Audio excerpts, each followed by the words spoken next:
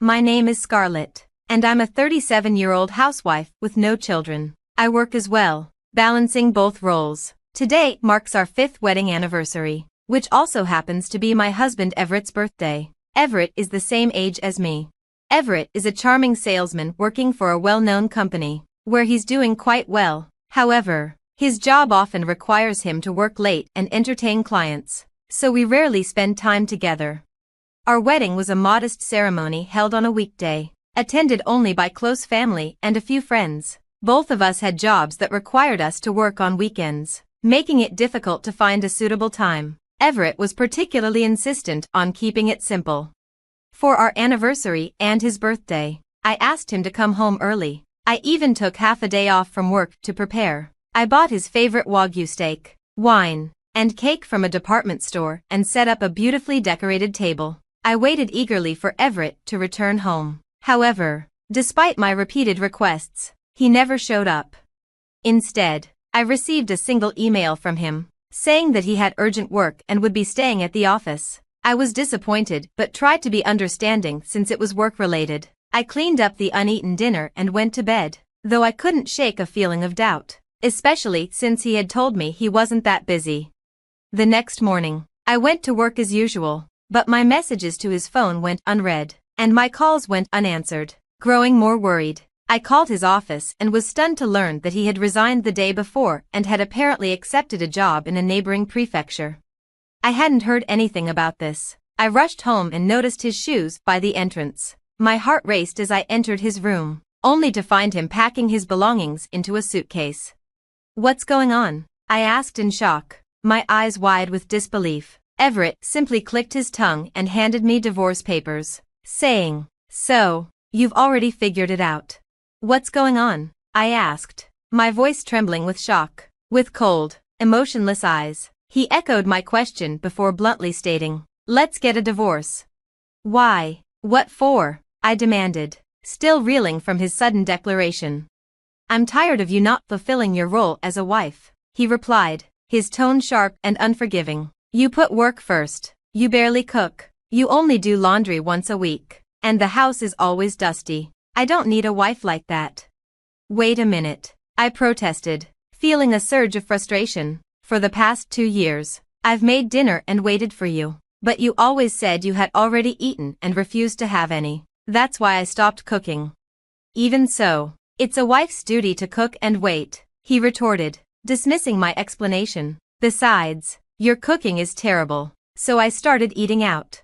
I shuddered at the harshness in his voice, remembering how he used to compliment my cooking when we were first married. Desperately, I reminded him, we agreed when we got married that I would do the laundry and cleaning on my days off, Wednesdays and Thursdays, but he just rolled his eyes and scoffed.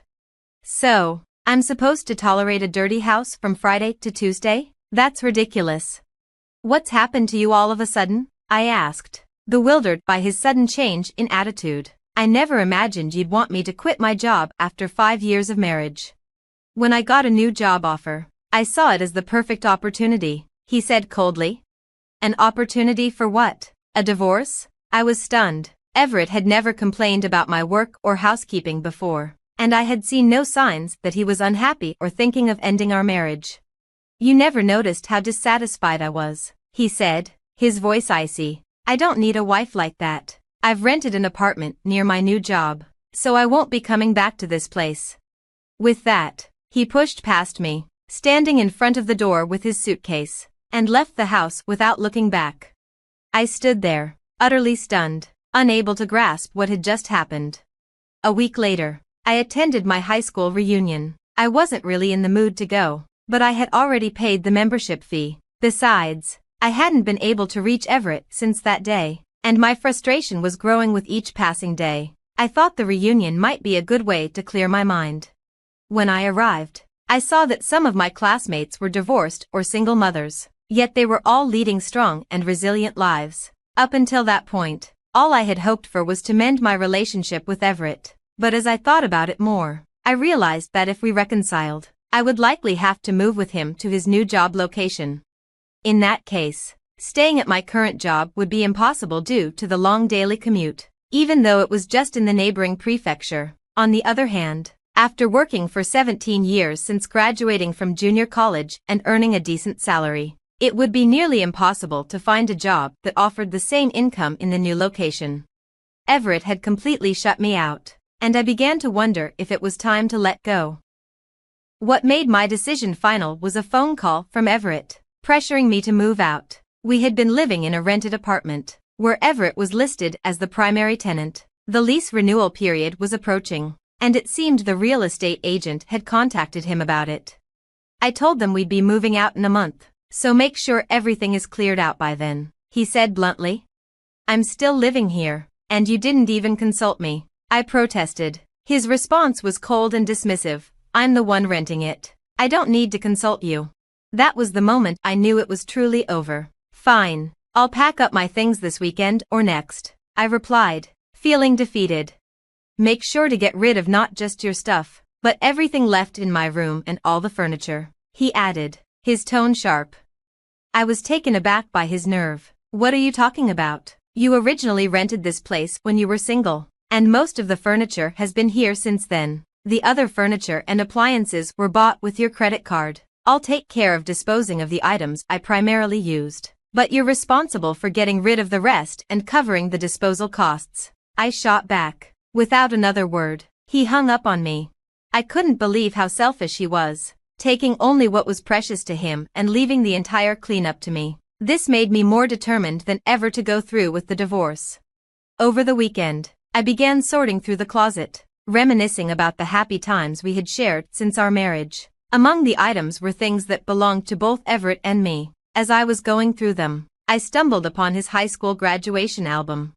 I suddenly realized that all the friends Everett had introduced me to were from after his college days. Absent-mindedly, I flipped through the pages of his graduation album, and that's when I noticed something unexpected.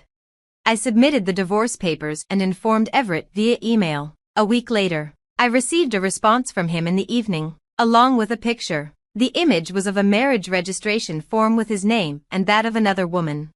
I was stunned and stared at the screen in disbelief when my phone rang. It was Everett. Did you see it? He asked. What does this mean? I demanded, still in shock. It's exactly what it looks like, he replied casually. I just had a wedding ceremony and remarried that woman. You've got to be kidding, I said, incredulous. She's incredibly beautiful, wealthy, and has a wonderful personality, he boasted. She asked me to marry her as soon as our divorce was finalized. This picture is proof. Isn't it amazing?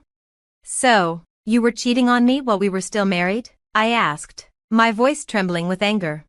I'm popular, unlike you, who only has your job going for you, he sneered. Oh, by the way, her father built us a house on their property, and I transferred to her hometown with his help. It's a mid-sized company, but I'm an executive there. Everett was clearly eager to brag about his new marriage to his wealthy affair partner, but as he spoke, a wave of intense anger surged within me. He had blamed me for the failure of our marriage and used that as an excuse to divorce me, but it was also he could remarry his affair partner. He admitted that they had been seeing each other for over 2 years. They had met at a pub where he was out with coworkers, and she was one of 4 women sitting at a nearby table. Apparently, when Everett accidentally spilled his drink on himself, she had kindly wiped it off, sparking their conversation. She's the same age as us, but she's incredibly beautiful and looks a decade younger, he continued, as if rubbing salt in the wound. She wiped my clothes with a pretty handkerchief, and when I took her out to dinner to thank her, I found out she was the daughter of a landowner. She had entered into an arranged marriage at her parents' suggestion but was distressed by her husband's infidelity. After realizing that she needed to improve herself, she became someone completely different from you. I was immediately drawn to her, Everett explained, revealing that he had aggressively pursued her after that. She began dating Everett while still married to her husband, without getting a divorce. Isn't it normal to question a woman who dates 2 men while supposedly being devoted to her husband? I asked. But Everett, blinded by love, hadn't noticed anything wrong. A woman who doesn't support her man is no good, he retorted. You prioritize work and don't care about your husband. You're just not right for me. So, you can't stand on your own, and you expect me to support you? I shot back, unable to hold back my frustration. Everett seemed irritated as well and replied, "Ah, I'm so glad I'm finally free from a woman like you. Stella is the best. After all." "Stella? Is that her name?" I asked. "Yeah, it's written with the characters for double and flower, like double cherry blossoms. She was born when the cherry blossoms were in full bloom. Her parents have great taste in names, they're true celebrities," Everett said, his voice filled with admiration for her unique name. As I listened to Everett gush about her, something clicked in my memory. "Did you really marry such an amazing woman? You're not lying, are you?" I asked, pretending to sound impressed. Everett's pride was clearly wounded by the insinuation. "She's the best wife with an impeccable family background and a great personality. Just look at her elegant beauty," he insisted and sent me a picture of the two of them at their wedding. There was no doubt it was her. I couldn't help but burst out laughing. "What's so funny? This is proof that we really got married," Everett exclaimed, sounding defensive. Sure, it's real," I replied, struggling to contain my laughter. "Hey, stop laughing, we really got married, and there's a baby in her belly," he added, clearly annoyed. "What? No way," I said, unable to stop laughing. "Ah, I get it. Losing me must have made you go crazy," Everett said, interpreting my laughter in a way that suited him. Then, dreamily, he added, "In 3 months, we'll have a baby girl. She'll definitely be as beautiful as Stella. Well, even if she looks like you instead, she'll still be beautiful." Everett has a sweet, idol-like handsome face, and for some reason, he suddenly became flustered and said, "No, she doesn't need to look like me." Hearing that, I burst out laughing again. "Go crazy on your own. Goodbye," Everett snapped before hanging up the phone. Eventually, he'll figure out why I was laughing, and I can't wait for that day. After that, we had some disputes over alimony and the division of property, but with the help of a lawyer, I managed to secure a substantial settlement from Everett. He agreed to pay his share of the alimony, not wanting to cause Stella any emotional distress during her pregnancy. 2 years passed without any contact, and then I finally received a desperate email from him. "Please, Scarlett, I beg you, please listen to me." Reluctantly, I answered the phone call that followed right after the email. As I expected, it was about the child he had with Stella. "Well, kids tend to look like their parents, right?" I said. "Of course, who else would they look like?" he replied nervously. Apparently, the baby girl didn't resemble the beautiful Stella at all. "She's only 2 years old, right? She'll change a lot as she grows." I tried to reassure him, though I could tell he wasn't convinced. He found it odd that there was no resemblance at all, and I suppose that made sense. "Doesn't the baby look like you?" I asked, struggling to keep my laughter in check. Everett suddenly panicked and blurted out, "No, she doesn't, but it's okay that she doesn't look like me." He had secretly done a DNA test to check if Stella had been unfaithful, but the results confirmed that both Everett and Stella were undeniably the child's parents. "So, there's no doubt she's your child," I said. But Everett wasn't ready to let the conversation end there. "Hey, when I told you 2 years ago that Stella was pregnant, you laughed a lot. Do you know something?" he asked, pressing me for an answer. Wow, he remembered that well, I thought. Actually, Stella and I went to the same high school and were in the same grade. We were never in the same class during those 3 years, so I didn't know her well, but I do remember that she was the daughter of a landlord and had a rather haughty, unpleasant personality. At a class reunion about 2 years ago, the topic of Stella's plastic surgery came up. Stella, with her single eyelids, small eyes, button nose, and slight overbite, had been self-conscious about her looks. Apparently, after high school, she underwent several cosmetic procedures at a famous clinic in New York. She didn't attend the reunion, so I didn't see her in person, but a friend later sent me before and after pictures of her transformation. American cosmetic surgery really is incredible. When I told Everett about this, he didn't believe me at first, but then it hit him. He had never seen any childhood photos or graduation albums of hers. Was I deceived? Damn it, he muttered, realizing the truth. Stella had played the role of the sweet, demure woman while they were dating, but it turns out she had cheated on him multiple times and had been divorced before. Worse, she had been sued for alimony by several of her ex-husband's wives. I'm going to confront her, Everett declared. Maybe you shouldn't, I suggested. Huh, why not? He asked, confused. Well, the child doesn't look like you either, right? Usually, girls are said to resemble their fathers, I pointed out, making Everett fall silent. She can't look like you, you've had plastic surgery too. How did you, he began, but I cut him off. When I moved out of the apartment we lived in 2 years ago, I found your high school graduation album. You looked like a completely different person, and I was shocked.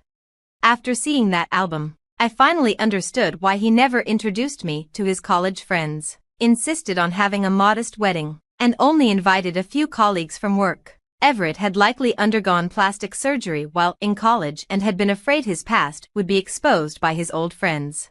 I don't think there's anything wrong with plastic surgery, I told him, but you have to consider that your child might inherit your original features. So, what should I do now? Everett asked, sounding desperate. What do you mean? What should you do? Just be a normal father. The DNA results confirmed that the child is definitely yours. With that, I hung up the phone and immediately blocked his number and email address. It's astonishing how narrow-minded he is, just because his child's appearance didn't match his expectations.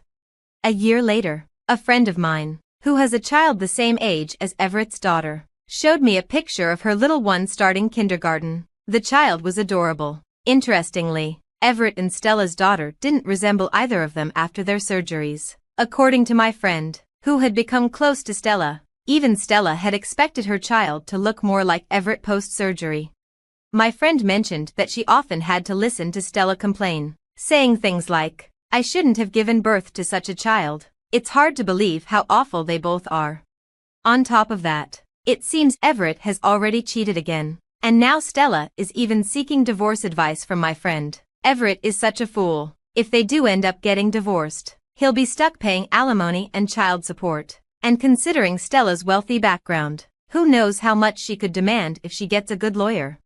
What's worse is that, according to my friend, even the local kids know about Stella's plastic surgery, and they've started excluding her daughter at kindergarten, telling her, your mom is actually ugly. It's a small comfort that Stella's parents seem to love their granddaughter, but it's truly sad for the child. Still, it's none of my business anymore. As for me, I managed to rent an apartment in a location that's convenient for commuting. With the shorter distance, I can now clean and do laundry after work, leaving my days off completely free to enjoy my own interests.